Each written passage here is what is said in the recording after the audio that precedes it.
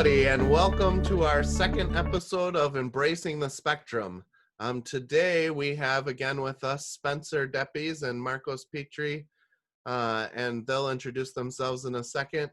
And we're going to talk today about socializing in adulthood for people with autism. We'll introduce ourselves. My name is Brian Mishler. I'm a licensed clinical social worker at the Trevett Center. If we go down the list on my thing today, Spencer is next. Hey guys, I'm Spencer Deppes, and I'm also a behaviortician at the Trevett Center. And I'm also an advocate of autism. And then Marcos, you're next. Hi, hello everyone. My name is Marcos Petri. I'm an advocate for autism and a writer, and as well a counselor for parenting. And I'm doing my work here on YouTube. I'm very glad to once again learn from you and build a strategy into socialization.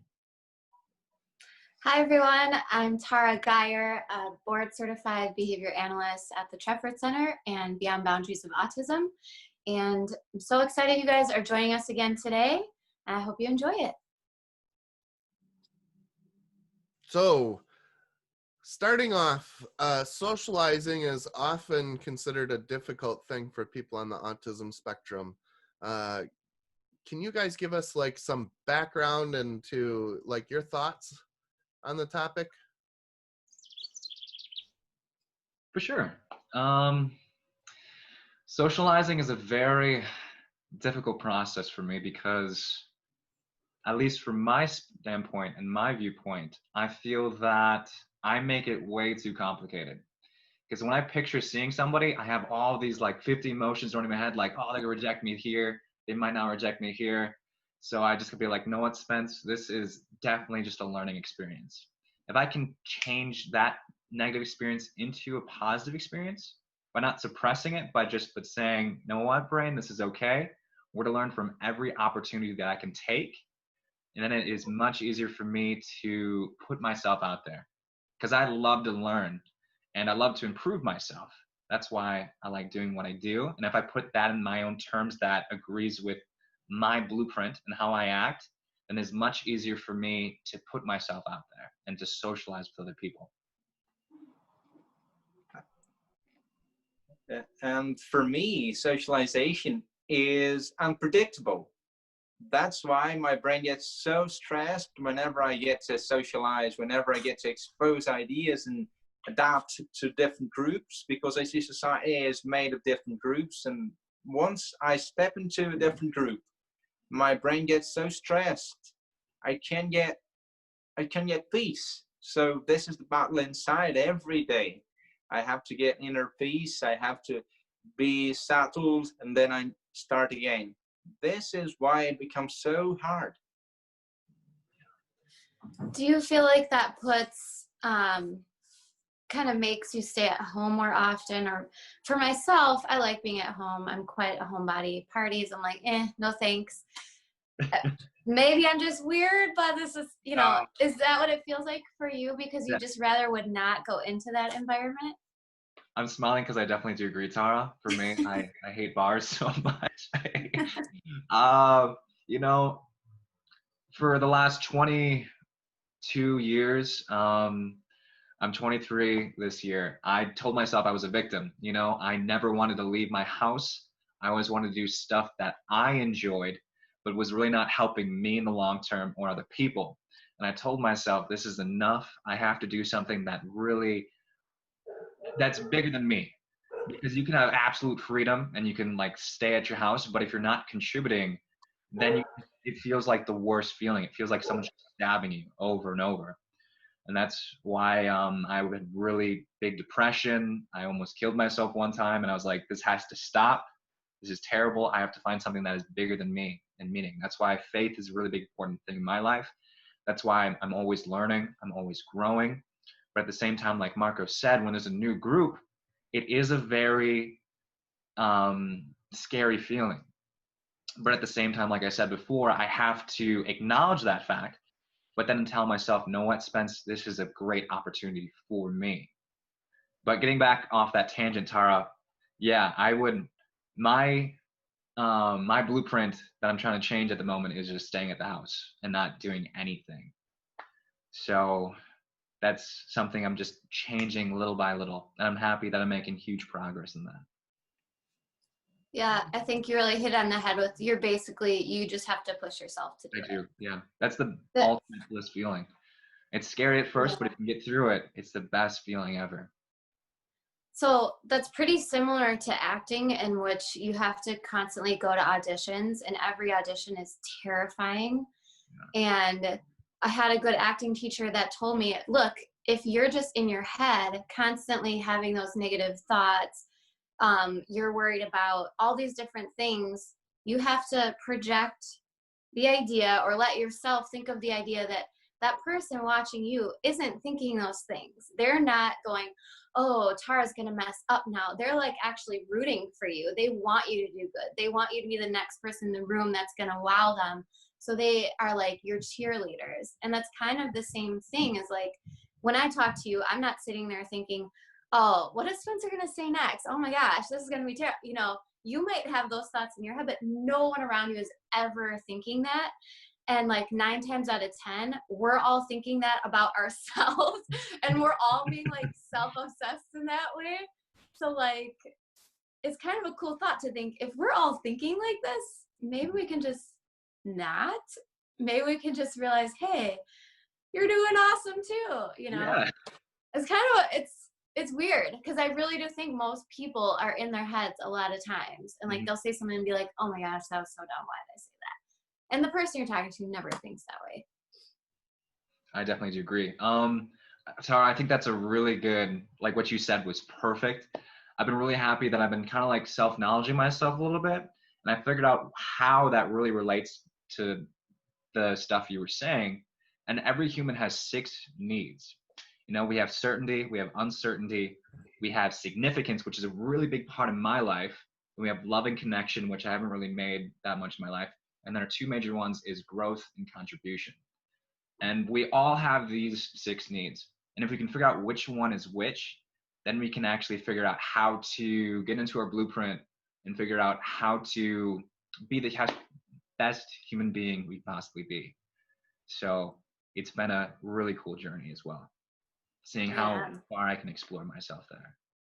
You know, Spencer, these 6 steps you say, they are kind of a map to society, because if you are certain what you want, if you have value to give back to society, if you want to go somewhere, if you know yourself, then other people are naturally going to let you in.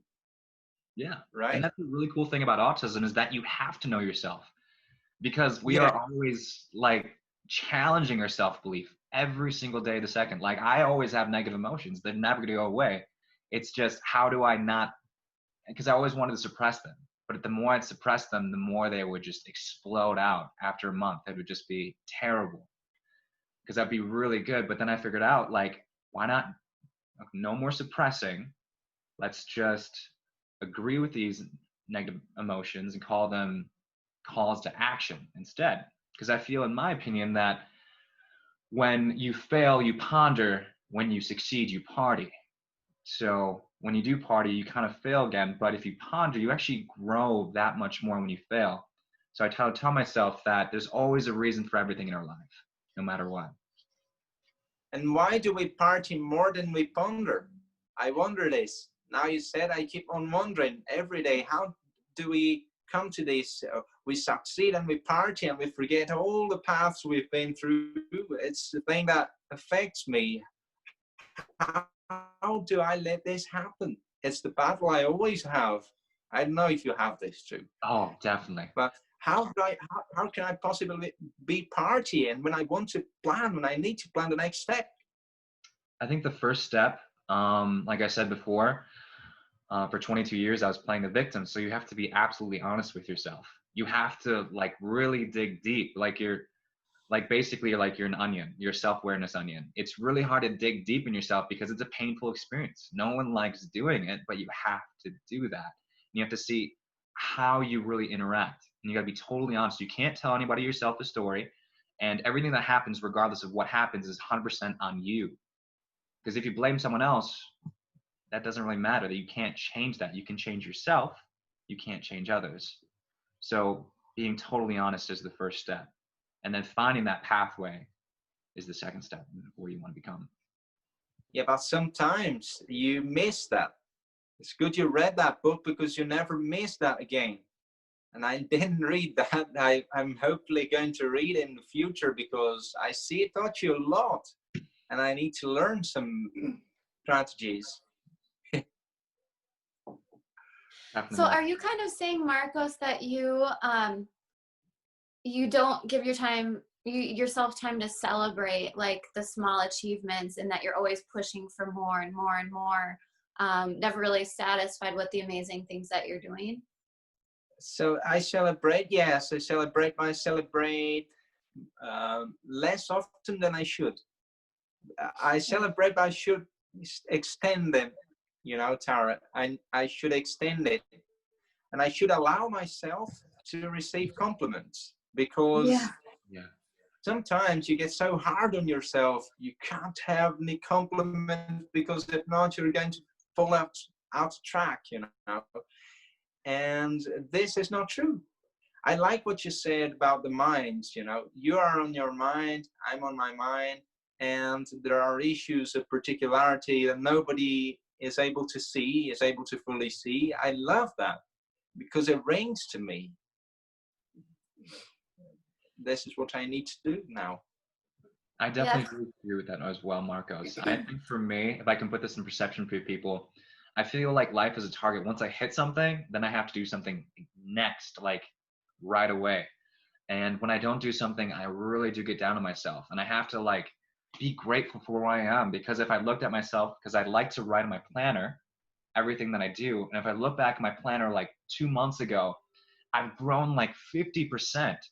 So I have to like take at least like a couple minutes out of my time and be like, Spence, you're doing amazing. You have to be grateful. I think being grateful is really hard in today's society, just with everything that goes on, since it's always about more and more and more this, more that. And it's really easy to be entitled and feel like you have privilege for stuff. But at the same time, being happy for what you have right now has been a really good skill set for me that I've been still trying to work on. It's definitely not perfect, but it's definitely coming into play.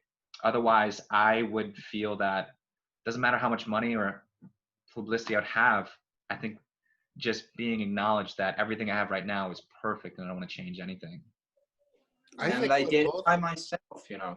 It's a thing of I'm celebrating because I did it by myself. I think what both of you brought to light, you know.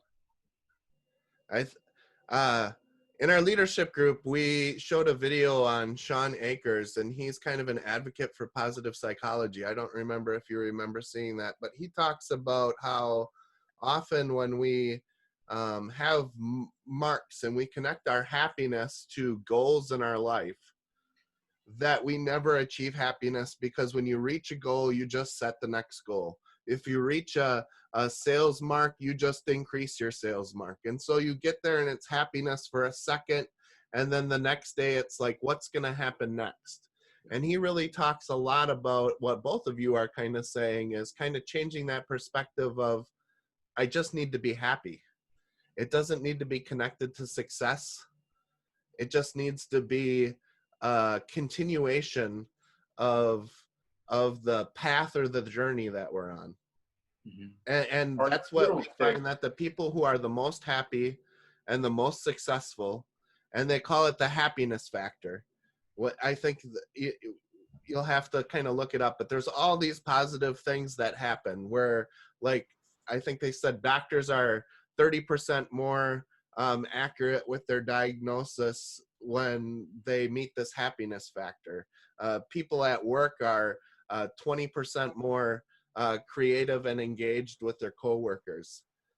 But if we're always kind of pushing happiness over the horizon, you never get there. I have a question for both of you, because we talked a little bit about the struggles, but often the stereotype with autism is that people on the autism spectrum don't want to socialize, or they don't want to have, you know, friends or engage. Can you guys kind of speak to that stereotype? Yeah, I'll let Marcos go first on this one. I think the stereotype came because nobody ever tended to go inside our minds and see that we don't, it's not that we don't want to socialize. It's that socialize, like I said at the beginning, is difficult. That's our breakdown. And prior to meltdown, we diminish the groups we're in. For example, to me, I rarely leave the house. I'm here with my instruments and I invite a person at a time so my brain can process that person. And even with the schoolmates, it's like this. Because the schoolmates, they make a group and I have to tell them, please, let there be less people involved. And if I don't do that, my brain is going to melt down. So it's not I don't want, it's I'm not prepared. This needs to be stressed. That's a really good point. So can you speak a little bit more about the group, of a larger group, and what is it about it? Is it the noise? What is it about the larger group that makes it more stressful and makes you want to go, okay, just one person at a time? It's the conjunction of things, the sound, the images, the color, the clothes that people use. Sometimes they sparkle a reaction in my brain that lets it in meltdown, kind of practically a meltdown. So I go to the bathroom, I go like stimming a bit, self-stimulation, then I go back to the living, they can tolerate a bit, I go back to the bathroom. And it happened in my adolescence. I went like 6 times in the bathroom when I was invited to a party. My friends looked at each other and said, hey, where's Marcos? And I went to the bathroom just because I silent still and looking at the thing at the time. Because if the images, they unfold all together in front of you, your brain, being autistic, is going to start melting down. And this meltdown to me is the will to shout, but I don't do it in public, obviously. I learned how to concentrate music on that. So I imagine a Metallica record playing in my mind. Whenever the group is so crowded, I get like,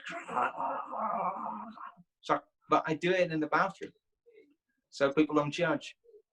So did you learn that on your own? We would typically call it like self-regulation techniques. Did you have someone walk through different things with you on, what you could do to be socially appropriate in that moment? Or are these things that these tools that you've kind of collected throughout your life by yourself?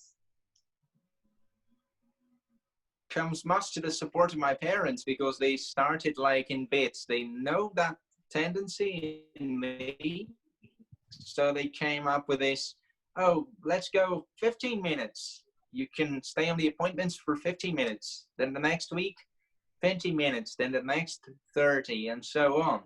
So they gradually involved me in challenges and made my mind ready for what was to come. That was the interesting strategy. And if you talk to my mother says, I didn't understand a thing about this. I went on my own perception. I went on my own observation, what Marcus needed. And it turned out right. And when I got to the college, my college, my colleagues noticed the struggle, and they separated the biggest groups into tiny cells of groups. So 3-4 people around me doing the things that's supposed to be done by the major group in the classroom, which made me very happy and very adaptable. Very adaptive. That's exactly what needs to be happening everywhere. In jobs, in schools, we need to be changing the environment so that people can function at their best qualities and live their best lives. That's what it comes down to. We need to change ourselves. We need to change the environment. We need to be completely accepting and willing to make these changes for everybody. And I don't think that people a lot of times are even aware. Like the thing you said about the shirt and that shirt, the clothing sort of triggering you. I have thought about that in the past, but then it's kind of been like out of my mind. But hearing it again, I'm like, gosh, I need to think about that all the time with kids I work with. Like, maybe I shouldn't wear this today because it could be distracting, you know? I love that point because I definitely don't think people think about that often.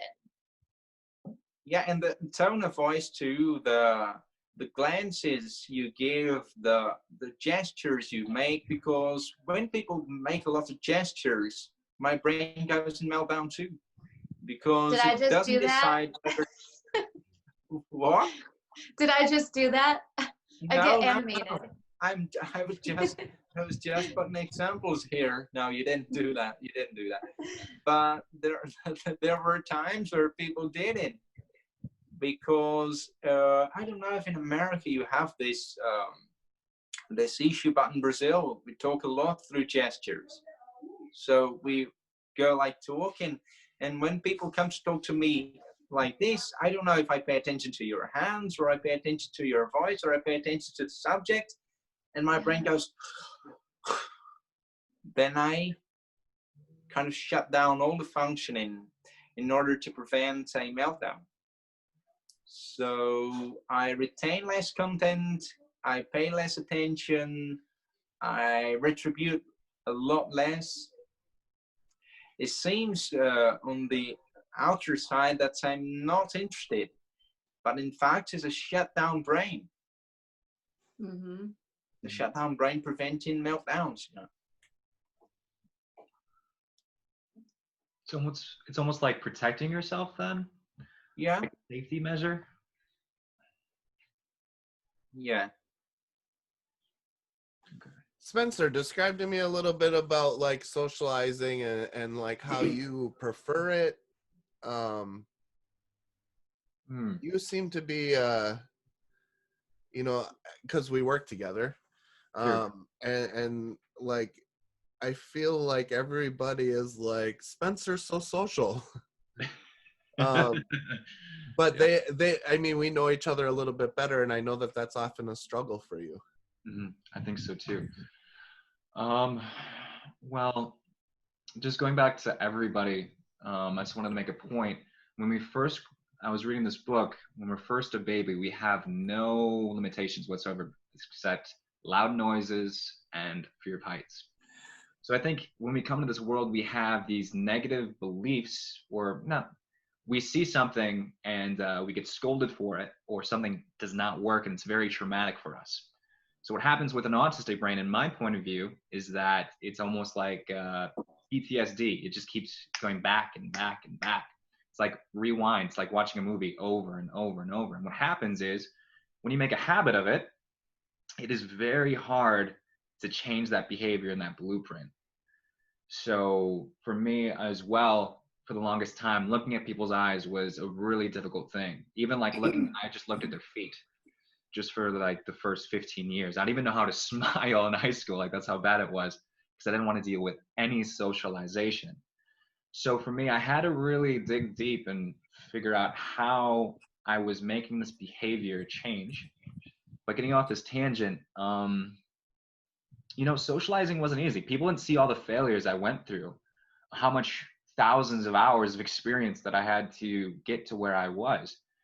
But at the same time, I'm happy that it did take that much, just so that I'm no means perfect by any means, but I'm happy that I can relate to both sides of autism and the average person, because we both go through the same thing of socialization. It's just the behaviors that that we've made of self-limiting beliefs. Except that autism, it's almost more of like, I know we were talking about this a little bit before, but for me, it's almost like an addiction. It's really hard.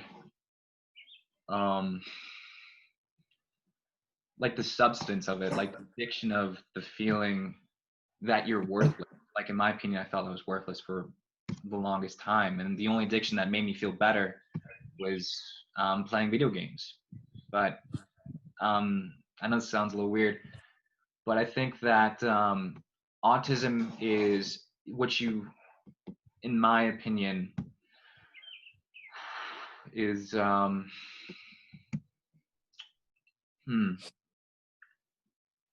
I would say it's more about how to live on the highs and not really worry about the fear of everything. However, in reality, you have to have both.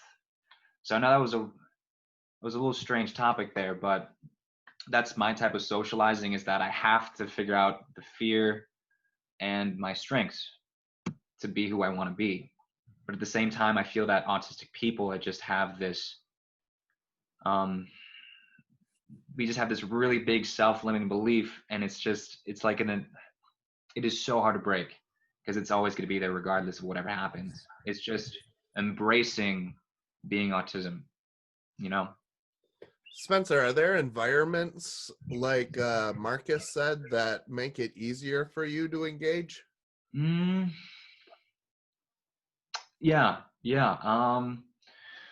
definitely. I think my environment now that I really love going to is the gym, because every day I go to the gym for about a good 2 hours, and for me to change my state of mind is to work the hell out of it. You know, I'm sweating profusely.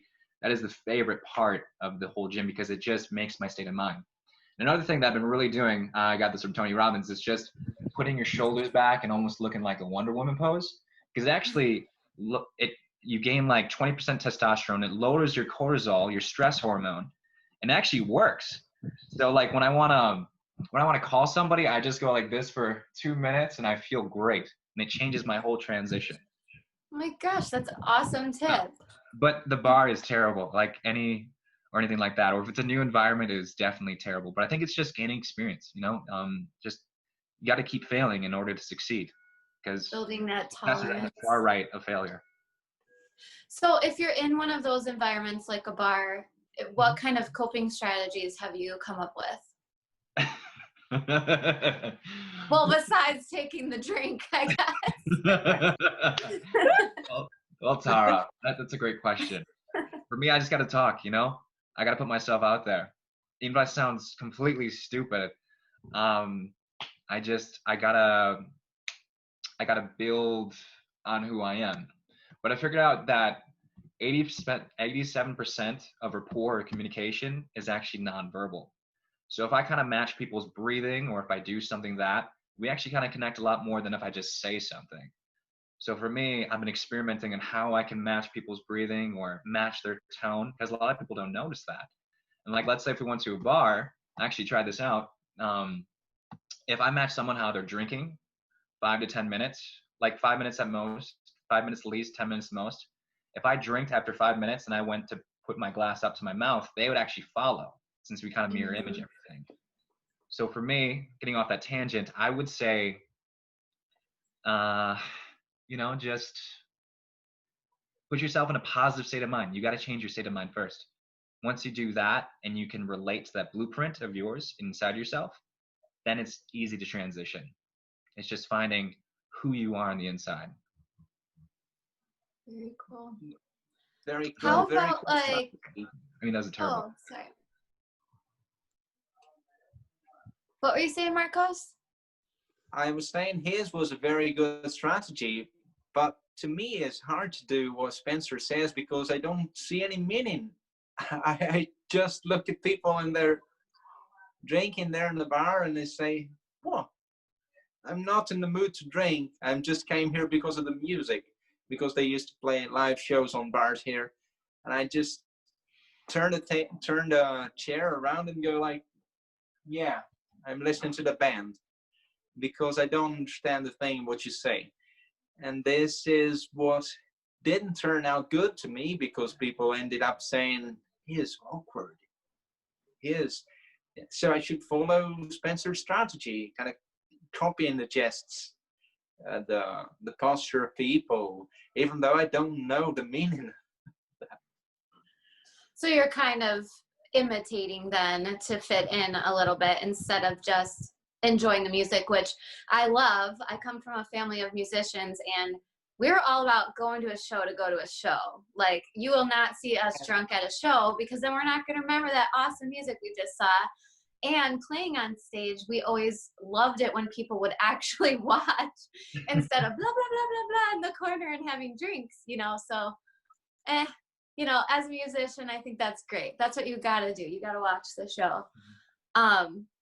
But like, if you're in some of those social situations, like say a girl comes up to you, how do you feel about that? Like, because you would come across that in a bar setting probably. How do you navigate those sort of social relationships and social situations? To me, I have to find a meaning. I try to come up with a topic. I look at the girl and see the girl has a t-shirt of mathematics, for example, and I try to, hey, you love mathematics. I hate mathematics. Can you teach me a bit about it? And I know people don't navigate this way. People just go, bah, don't do it. Don't do only a topic. Stick to the context. It's very, very hard. I don't have an anchor, so it's very hard. It's like the ship goes out to the sea and never goes back if I don't have any planified topic. Well, Marcos, I think you said last time you currently have a girlfriend. Yeah, I have. So how did that unfold? If it's, sort of a hard thing to navigate, how did you guys connect and how do you relate to each other? And, that's a stupid question. Not how do you relate to each other. Sorry. It's everything to do with what I said. Everything to do because she took the torch and she said, okay, you're very hard to navigate and to diffuse topics, so I'm going to be your reference topic. She came with a strategy. So she went on to research about autism. She went on to pass me articles about autism. She went on to talk about things, and sometimes she says, hey, what do you want to talk about today? Now she is diminishing the behavior because she is teaching me that navigating is natural. It's not about topics. It's not about, hey, I'm going to talk about this. The subject pops in. She is teaching me this, but she kind of took the torch and showed to me every detail of life, I think. And she proposed. She asked me, can you date me? And I said no at first, but then she insisted and said more explainingly, more details about this. I want to date you because of this, and that. You're so important. And I went like, oh, I'm so important indeed. So it turned on this way. It's a bit of awkward to most people because they see context. I think that's beautiful, Marcos. That is an amazing woman that you have right there. Mm-hmm. Yeah, she is. She is indeed. So how did you guys meet? You said she approached you. Did you guys know each other for a while before she approached you? Because we approached through YouTube. Through my channel, she wanted to know a bunch of stuff about autism because she was suddenly researching about it. The idea came out of the blue to her to research about autism, so she found me. She thought the interesting things about autism were amazing, and she started to write me, and I started to write her, so she proposed, and she sent me videos we did it all by distance because she lives in a distant place, and it all goes fine with her lead because I apparently have no lead for human relationships, just for music, mathematics, and history, documentaries, stuff like that. That's very awesome. She sounds like a keeper for sure. Can you think of like one thing that maybe she would have said that you were like, what is she even talking about? Like a way she's had to rephrase things because it's just not clicking? Yeah, lots of things. Like she said, she looked at she is very good at the eyes. Every neurotypical person is good at the eyes, whereas autistic people are not. So she comes up with looking at the situation in the street and saying, going like, I go, what? Haven't you seen that? Haven't you seen what just happened? Oh, what just happened? That guy, he nearly ran over that one, that other one. That's why I gave you that look. Ah, now that clicked. Yeah, every time she comes up with the eyes first and then with the mouth, and then she explained what the eyes are seeing, what the eyes are passing.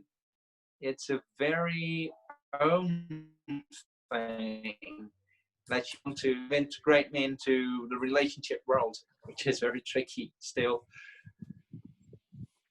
I think that's a great example, because I think that, well, I don't think that that just happens with people with autism, but your description of like what the eyes say. And it's like, well, I looked at you and I gave you that look. And then I think that sometimes people probably expect when I gave you that look, now you have the message that I expected you to get. And sometimes, like, I know that I probably struggle with this a little bit too, or like somebody gives me that look and I kind of, nod and look, and then I go on with my things. And then later people have said, well, I gave you the look. And I was like, oh, that's what that meant? I thought you were just, saying this other thing. So I think that that's great and very insightful to your description of, her telling you what she says with her eyes. I think that is going to be very helpful information moving forward.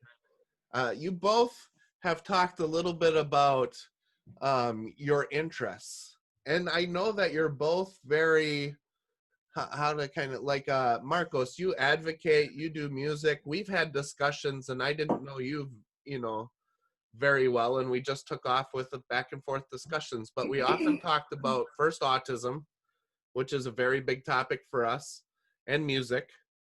And Spencer, me and you talked a lot about well, autism also. I think that, like I said, you really research and are very interested in what's going on in the brains of people with autism, and sports and music. So within those contexts, do you guys feel like you're more drawn to those conversations? Well, Brian, I think that's an interesting question. For me, I think Marcos is fantastic at what he does because he puts all his time and energy into what he knows his craft is. As where I kind of dabble on a lot of stuff, but what's funny is I get the best feeling of when I actually kind of communicate with everybody else and kind of share my expertise and learn new knowledge, how to become a better person. So getting back in the question, what you were saying, I think for me, it's I think the communication on that part is definitely something I want to put a lot more emphasis on, and advocating about autism and putting like my own YouTube channel out there and just doing it and not telling myself a story that it's not going to work. So I think that's going to be something that I really want to do and pursue. Awesome. How about you, Marcos? I think coming up to the topic, being drawn to these things is they are my anchors. They are the anchors for the boat, not to get lost in the sea. And once I'm reading, writing, researching, talking about music, I'm comfortable because I'm not going to have the state of crisis, the meltdowns. I said I'm going to be at peace. And once I get the things I love and put them to community, I'm going to have strength. So I have strength and peace, and it satisfies my necessities in life. Gotcha, Marcus. So would you say that with that strength and peace, it's something that's greater than yourself? So it gets like the ultimate feeling of just blissfulness for you? Would you say Yeah, something that's like, that you're helping society, but also helping yourself at the same time? And I know that society is going to give me the helping back, because Yeah. it's going to learn, it's going to integrate autistic people. And that's when I'm going to start, okay, there's room for us. Yes. Oh my goodness. Can you give words of advice? So, what can a communication partner do to make a social situation easier? You already mentioned not incorporating in a ton of gestures as one. But is there anything else you guys can throw in just to help everyone else realize, hey, maybe do this a little differently? That might help. I think my biggest thing that I'd like to give out to the people that are struggling is you got to change your mindset. For the longest time I was like, I don't want a girlfriend, I don't want any of that stuff. That just sounds like too much of a hassle. But I think just really relating to other people. The more you can empathize and relate to somebody else, the more you can really grow and magnify your pleasure that you experience with your friendships. That's a really big thing. What can other people do, Spencer, that would make it easier for you? Like what you just said in the post, seeing like how autistic people have come so far in their craft, because their craft is fantastic. They probably have the best craft than anybody because they're so obsessed with it. So acknowledging how they're doing so well in that, appreciating it. I think that's a big key.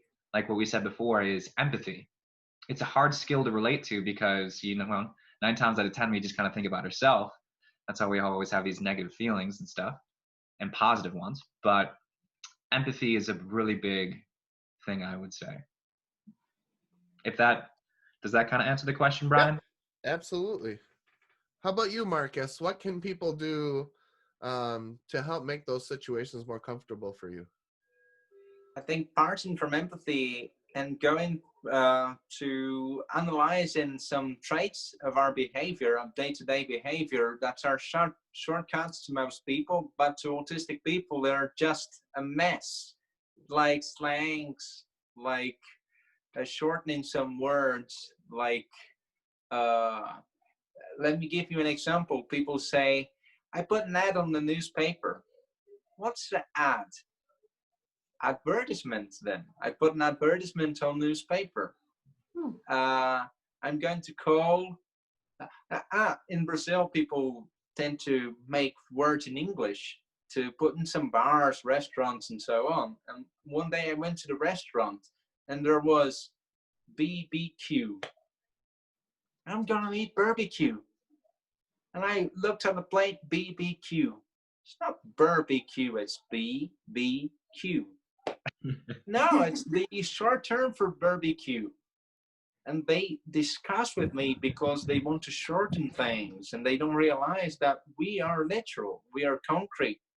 And I take longer to make the association between the normal form of the word and the shortened form of the word. So a bit of an advice to that would be speak clearly. And of course, you can introduce your slangs, but explain me what it is, right? Because people, they tend to kind of pass you by if you don't understand the thing. So rephrase your question. Then you're going to stretch into the world of autistic people. Very good. I agree with that too. Both of those things were very helpful. What do you think that parents could do to help their children? Like, what kind of situations could they assist their kids in to provide like social opportunities that aren't overwhelming? Like, what would have been helpful for you when you were younger? Or were there situations that you were pushed into that just made it, like Spencer, you talk a little bit about the traumatic experiences of those. I can only imagine that then you were put in experiences that were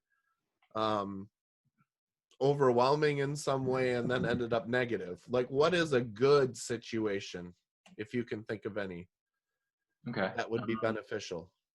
like when I was starting to grow up, like Yeah.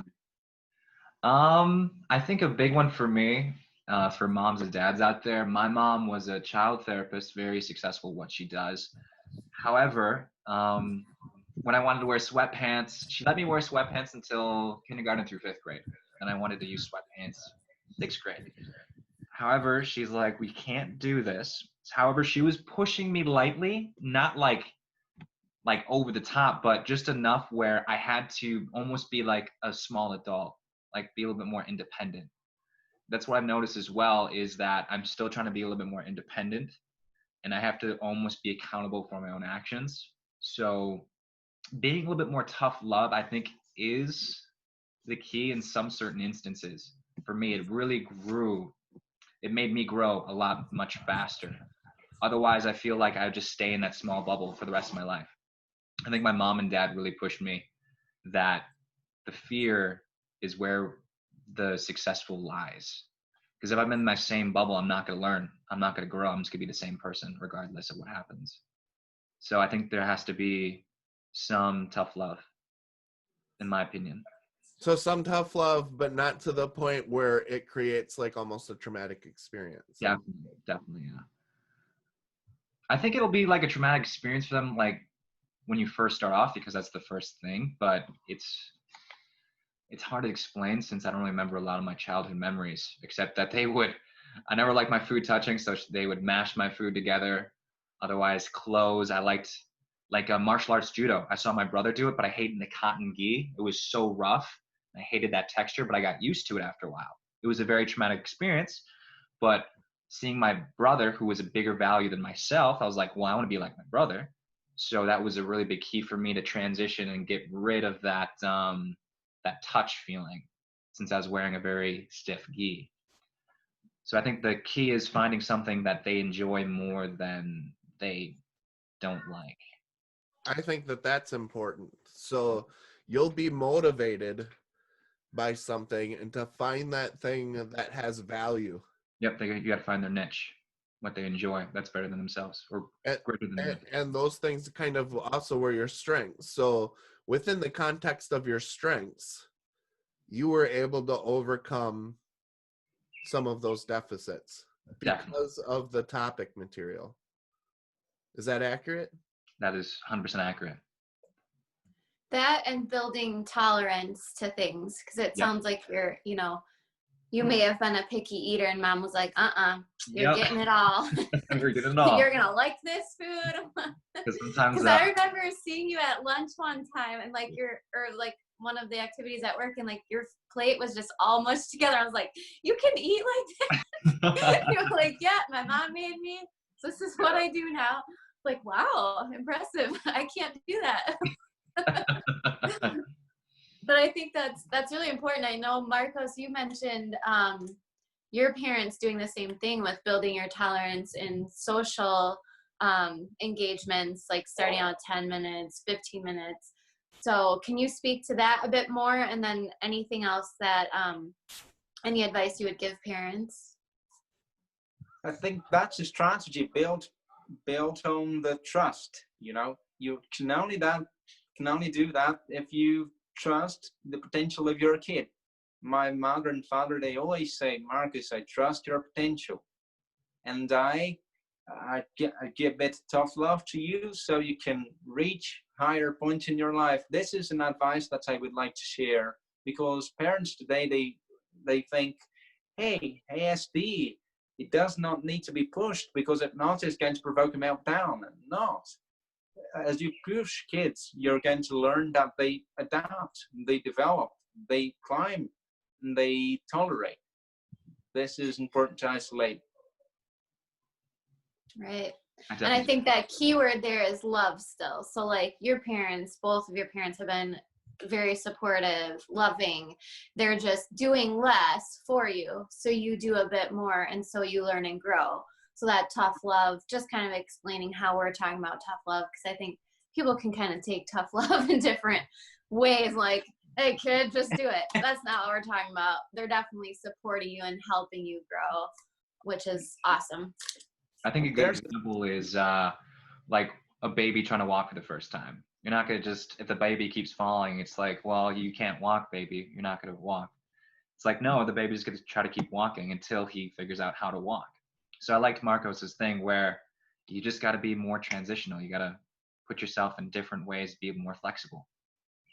Yeah, and there's a quote I like to address what Tara said, is that if you don't know anything, if you don't have any contact with the structures to support your kid, then be that structure. There's a doctor in Brazil that says it. If you don't have access to the structures and the supports for autistic people in particular, you have to be that structure. How? To study autism. So if you study autism, if you internalize contents within the autistic spectrum, you're going to be ultimately helping the kid to develop. That's an important thing to isolate. Yeah, definitely. I want to add a quick comment to the tough love. You definitely need the push, but I think what both of you are saying is that it was done in very small, easily manageable situations. For sure, it has to be simple. It can't be with all, like, just enough where you can get through the day. That's not traumatic. That will not be not like a lifelong scar or something like that. Yeah. But at the same time, I know for me, and my viewpoint is that I like to suppress things. I can forget things very easily. So for me, I think it was easier for me to get through that tough love environment. But I know how some other people can't really transition since we're all different types of people. But yeah, I think it's just what their tolerance is. Like, I'm gonna have negative emotions regardless, but like Tara said was perfect. It's just the tolerance. It's just like it doesn't faze me as much as it used to. It's kind of like practice. You build up a tolerance. It's not that hard anymore. It's like talking to a girl for the first time. You're like, I can't talk, and then you just build a tolerance. It's like anything.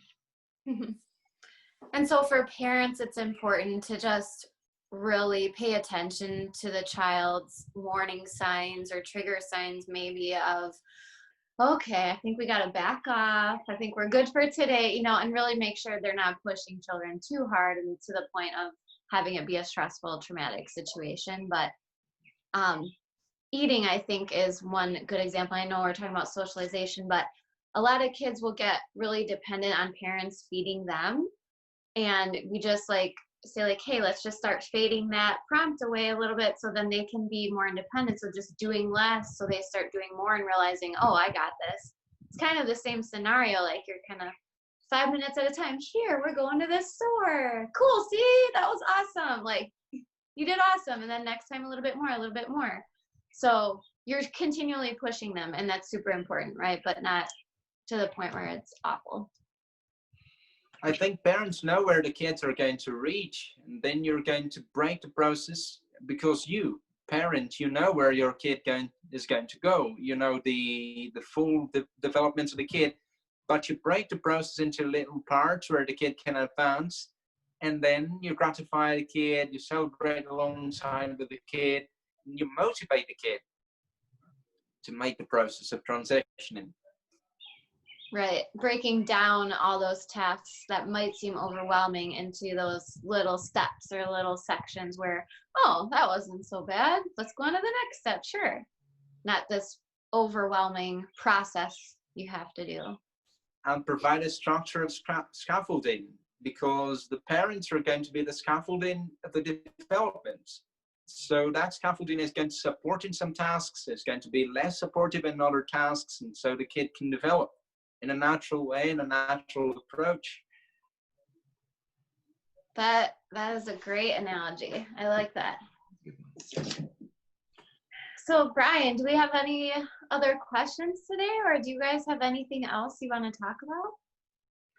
I think I hit all the points on the head. I think the other thing that maybe we could do next time is talk about dating advice just for autism, because we have a totally different mindset than the average person.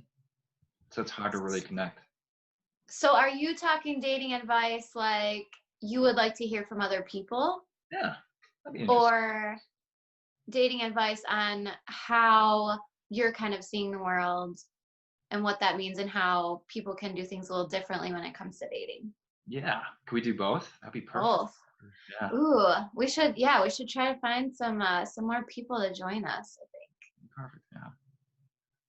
Do you this would actually be cool, Spencer. Do you have any girls that are your age that are friends that could join us? Hmm. To have sort of like two different, because me personally, I've been out of the dating world forever. Like things have changed. People Yeah. are on apps doing all this crazy swiping stuff. I'm dating myself, I know, but Yeah. yeah, I'm not in haven't it. used any of them, yeah. I have a few, yeah. I actually, I think I might have 3 or 4, yeah, that might, but I don't think they like to be in front of cameras. So No, maybe just Yeah, their voices. It'd be kind of cool. yeah. All right. Okay. Or Marcos, even your girlfriend, that would be cool too, to get her perspective. I'm afraid she has a poor English. If she had a rich English, she would be here kind of giving the points of view, but she has a poor English, very poor English, very Okay. starting beginner kind of sets of skills, unfortunately. Okay. No worries. We can try to figure out something. Marcus, would you like to share like your Instagram and YouTube again? Your social media, where people can find you? All right. In Instagram, I'm at P3M5, my family name, P3M5. On Facebook, the same thing. I have a page, P3M5, at P3M5, where I post most things according to YouTube, which is Diário de Autista. I kind of connect all my platforms into one. So the videos are shown on Facebook and Instagram. And most of my work is done on Diário de Autista, which is the Portuguese for Autism Daily or Autism Diaries, as I like to refer to it. And for us, you can catch us on Facebook at Trevert Center Leaders in Creative Media. You can find us on Instagram at Trevert Center. And our YouTube channel is the Trevert Learning Channel. It was great having you guys on again. Tara, is there anything you'd like to say before we wrap up? No, just thank you guys again. This was awesome, and I look forward to next time. Yeah. And mine is just Spencer Deppis on Facebook. I'm going to try to make an Instagram and all that stuff. So thank you guys for joining. It was awesome. We need to encourage Spencer to start a YouTube channel. I think you'd do great. Yeah, absolutely. I was thinking of it too. I was thinking to encourage him. Yeah, I think that you and Marcos should connect outside because I feel like Marcos has done a fabulous job with his social media stuff. I think you could pick up a lot from him. People really want to hear about what you have to say. And so for everybody out there, please like, share, subscribe to everybody's Facebook, ours, Marcos's, Spencer's, and have a great day. And if you have any questions or if you have ideas for future episodes, please comment below and we'll do our best to get to those topics. Bye, everybody. Bye. Goodbye, everyone.